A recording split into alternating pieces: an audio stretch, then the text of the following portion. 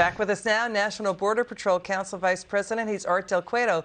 Art, it's so good to have you back on. Why has ICE still not delivered? ICE still has not delivered its annual report for fiscal year 2021 on ICE arrests of illegal aliens if they have committed felonies. I mean, this is the first time in a decade it's not been released before the end of the calendar year. Fox News' Bill Maloogian has also been all over the story. We've got drug and human trafficking skyrocketing. Why the delay? You know, the American public, they realize and they want border security.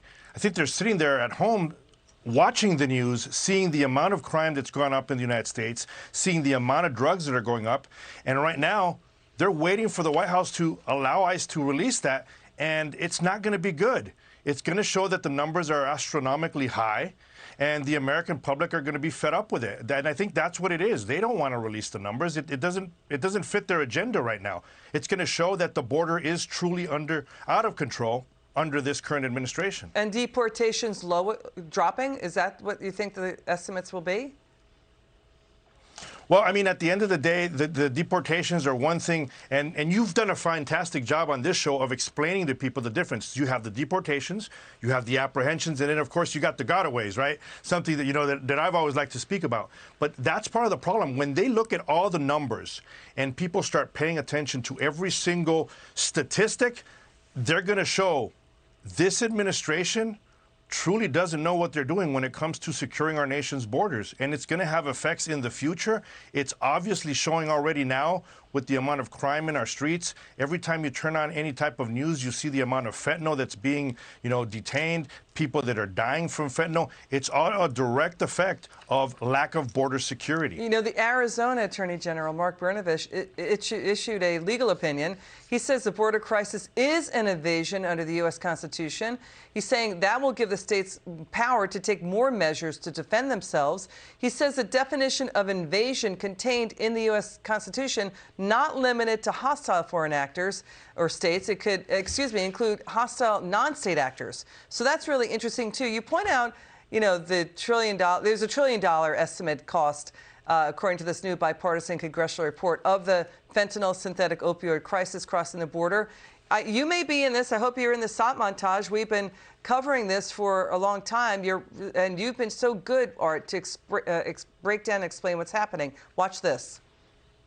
The Evening Edit has been covering this.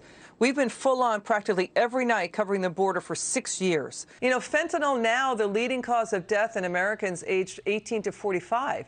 So when we talk about the border, we have to talk about in the context of what's going on with the Mexican drug cartels and human smugglers. We know that 100,000 American lives have been lost to drug overdoses, largely fueled by the opioid crisis and fentanyl. Fentanyl is also invading even more bootleg pills in the U.S. than ever before. It's mostly made in Mexico with Chinese chemicals. It's the deadliest illicit drug ever. The current administration is failing the border issues. It's failing the American public, and it's not just border states that are being affected. It's the rest of America.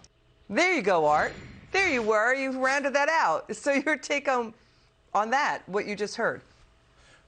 No, it's definitely true. We're seeing it each and every day. There was just a couple of raids that they conducted here in Arizona recently where they hit 7 different places and they busted this big ring of drug traffickers that were bringing fentanyl into the country. And the Attorney General saying, you know, obviously that's an invasion. That's something that we've been saying for quite some time. You know, it's good to hear the Attorney General in Arizona say it. I mean, welcome to the party. We've been saying it for a couple of years now. And, you know, it's definitely gotten pretty bad, and it's going to take the right political will. The states can do what they want to do, bring up, you know, more National Guards, enforce more laws on the border, but at the end of the day, we're going to need federal political will to step in and say, this is a problem, we've had enough, we need to bring back some of the policies that were working under the last administration, and we need to have true consequences against criminals that are causing all these crime in our streets, and obviously those that are coming across our nation's borders. Well, Senator Tom Cotton and Representative David Trone out with reports says it's a $100 billion business for the cartels. So that's like a Fortune 500 company. Your final word, Art. Definitely. And they don't have a budget.